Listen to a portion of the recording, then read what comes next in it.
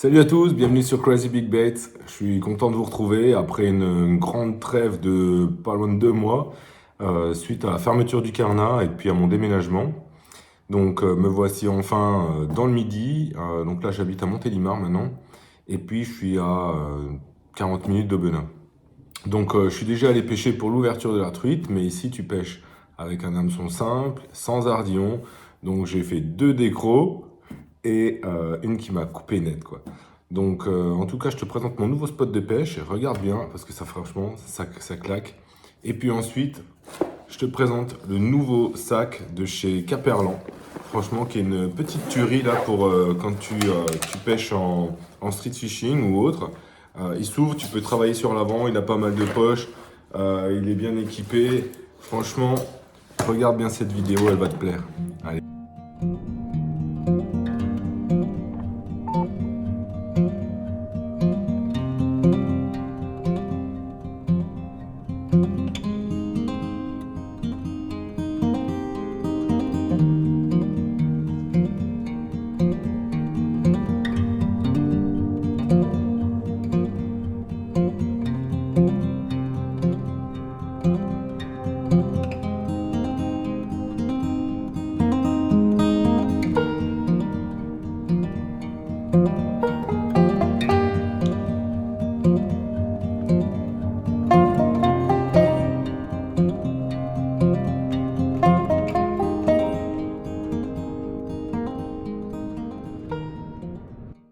Voilà, maintenant que je t'ai présenté mon super spot de pêche, en tout cas un petit coin de la région, je vais te présenter ce fameux sac.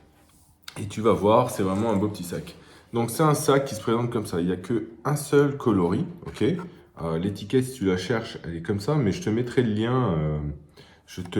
le lien en dessous de la vidéo. Donc il vient juste de sortir, hein, d'accord? Il existait en 5 litres, mais maintenant là, ça c'est un sac qui est en 12 litres. Ok. Pour les mesures, c'est simple, il fait 30 cm par 14 de profond et 20 de haut. Franchement, la taille, c'est suffisant. Faut pas plus, sinon ça sera encombrant. Et trop petit, tu glisses pas les boîtes de pêche dedans. Donc c'est un sac qui a une coque sur l'avant, qui est rigide. Et celle-ci, en fait, elle va s'ouvrir à l'aide d'une fermeture. D'ailleurs, les fermetures, elles sont toutes étanches. D'accord? Il va s'ouvrir comme ça. Et puis tu vas avoir 2 bandes qui vont le maintenir. Comme ça, tu vas pouvoir poser des choses dessus et travailler dessus. Et franchement, moi, je l'ai testé. Quand tu l'as sur le ventre et que tu l'ouvres, tu peux poser, si tu pêches au toc, tu peux poser ta boîte de verre tranquillement, le temps de faire, etc. Ou alors, tu vas pouvoir mettre tes leurres à l'intérieur. Ou tes bobines aussi. Donc là, ta poche, elle s'ouvre. Tu as un petit filet ici. Là, tu as un petit velcro. C'est simplement parce que sur le sac, tu as un petit velcro ici. Donc c'est juste si tu veux tenir le volet ouvert. Ok. Ensuite, là en dessous, tu vas pouvoir ranger des boîtes, tes bobines, ton mètre, etc. Et tu as encore une partie là qui est rigide. Ça fait que si tu mets tes leurres, tes triples ou tes simples de tes leurres, ils vont pas s'accrocher dans le tissu. Parce que là, c'est rigide, là, c'est rigide. Ok. Ça te permet de ranger tes leurres sans qu'ils accrochent partout dans le tissu. Et cette partie-là, d'ailleurs, tu peux aussi la descratcher et la relever. D'accord? Donc voilà, tu fais comme ça, tu peux fermer aussi également en bas avec un petit velcro. Et là, tu vas déjà ranger pas mal de choses.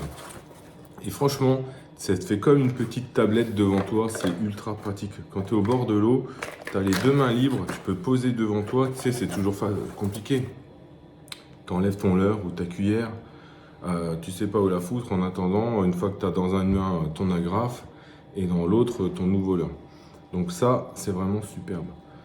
Première pochette, elle se ferme. Attends, je vais ranger le fil là, hop. Elle se ferme donc à l'aide d'une fermeture qui s'ouvre dans les 2 sens, hein, elle est double, d'accord? Voilà. Petite info, les fermetures, quand tu les as sur le ventre, elles sont pas difficiles à ouvrir. Vraiment, elles s'ouvrent bien, elles coincent pas. Du fait que les fermetures là, elles soient étanches, franchement, moi j'avais peur que ça coince et que tu sois tout le temps en galère. Ensuite, qu'est-ce qu'il y a d'autre? On a une petite pochette là qui est toute simple.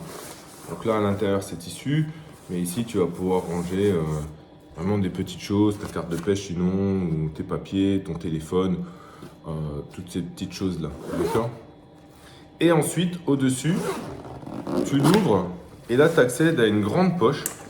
Et franchement, la contenance, elle est vraiment pas mal. Je pense que tu peux glisser 2 boîtes de pêche, quoi. D'accord? Tu peux glisser 2 boîtes de pêche et c'est vraiment pratique, quoi. Donc, une grande poche avec à l'intérieur encore une petite zip pour mettre encore des petites bricoles. Bon, en général, dans ces petites poches là, tu sais ce que tu mets, hein. Tu mets tes agrafes, tes TP, tes choses comme ça, quand tu les as encore en sachet.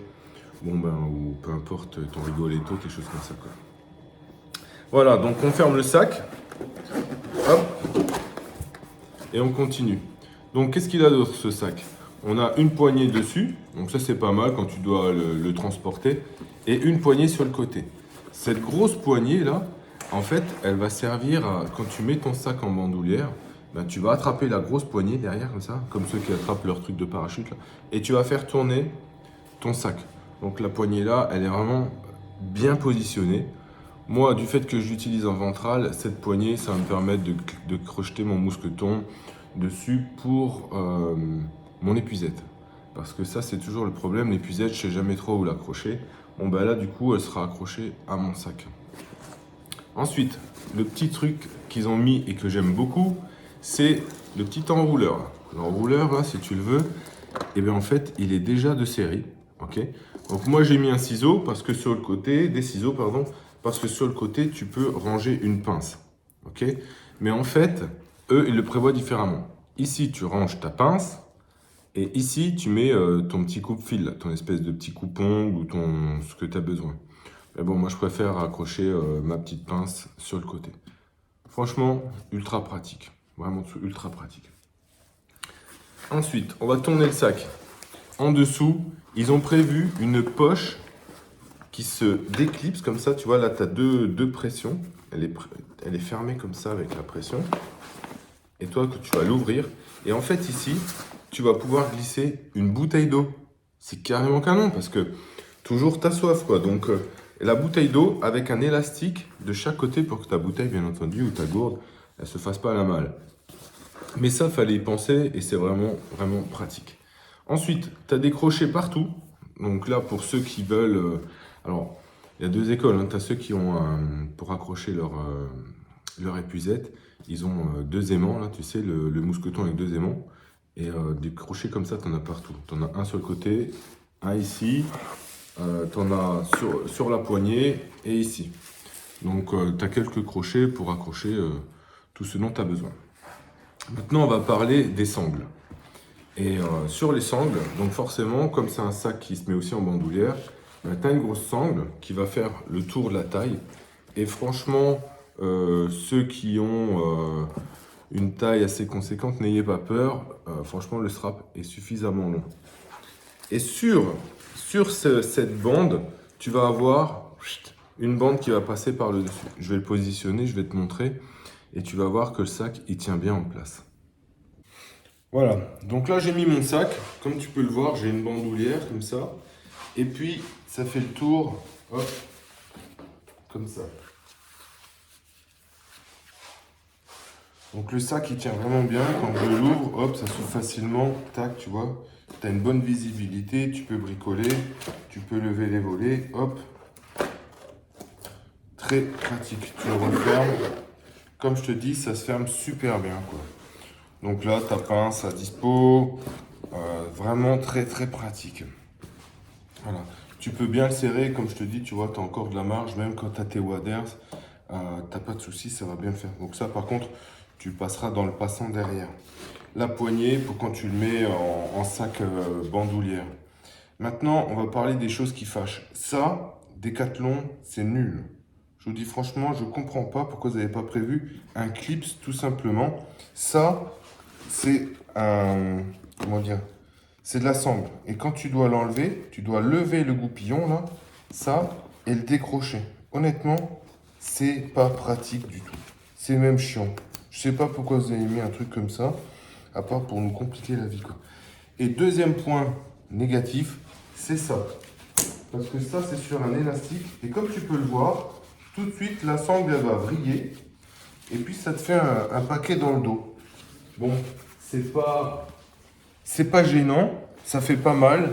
Mais je trouve que c'est... Pour la finition, là, le passant, il faudrait le revoir.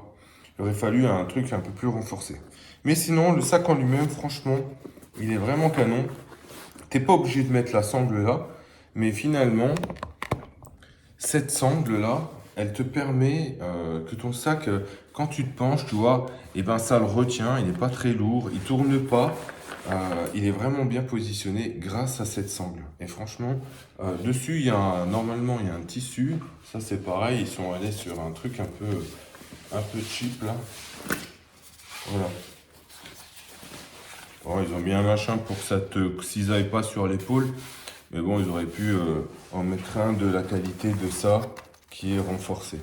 Donc voilà, ils pouvaient pas tout faire vraiment à la perfection. Mais regarde, j'ai décroché, je l'enlève et hop. La facilité pour le mettre, tu le mets comme ça, tu rattrapes ta sangle et tu l'accroches devant. C'est tout. Franchement, c'est ultra pratique, c'est méga léger. Ça pèse pas sur les épaules.